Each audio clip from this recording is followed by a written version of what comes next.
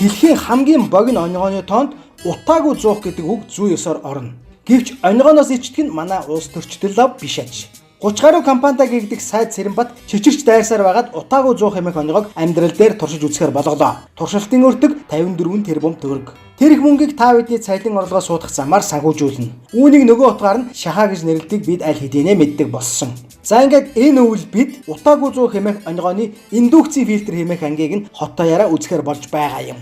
Энэ туршилтыг гэр бүлийнхээ нуруунд дээр үрч мөнгөө дээрэмдүүлэх үйлчлэнүүд нь гэр хорооллынхан. Чадaltaйдаа тэд гэр хороололд амьдрав гэж байранд орчих мөнгөгүй тулдаад тэд тэнд амьдардаг. Дээрээс нь Цэрэнбат сайдын зүтгүүлж буй туршилтын золион дөртөж худалдаж авсан нүүрсэн дээрээ сар бүр 20 мянган төгрөг төлж давхар хохирно. Тэр нөгөө гайхамшиг шүүлтүрэнд хэрэглэгдэх цахилгааны төлбөр. Мөн түүнчлэн улсын төсвөөс 54 тэрбумыг гаргаж MCS-д өгнө. Ийм л юм хийгээд байгаа юм. Гэтэл амьдрал дээр Монгол залуу утаагүй зуухыг аль хэдийнэ хийчихжээ.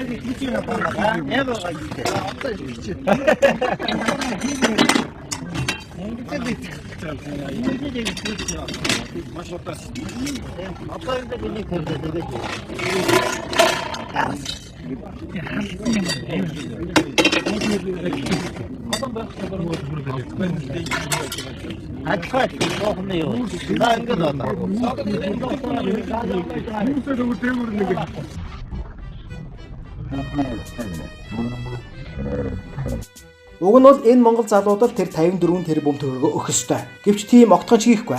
Учир нь энэ залуугаас мөнгө унгааж чадахгүй шүү дээ тэр сайд дарга нар. Яахав зохиогчийн эрх нэрээр 20-30 сая төгрөг өгөөл өгөх л баг. Гэтэл тийм жаахан мөнгө сонирхдаг тэнэгүүд биш л дээ тэр сайд дарга нар. Ингээд аль болох өндөр өртөгтэй асрах унцтайг нь сонгож 54 тэрбум төгрөгийг барьж авсан хэрэг. Энэ нь нөгөө талдаа Монгол улсаас хятад улс руу оруулж буй хөрөнгө оруулалт өгөөд ядарсан Монгол улс даруй 30 гаруй жил хятад улсад хөрөнгө оруулсаар ирсний зүгээр л ганцхан жишээ. Монгол ер нь яг ялсан уу? Үгүй байх.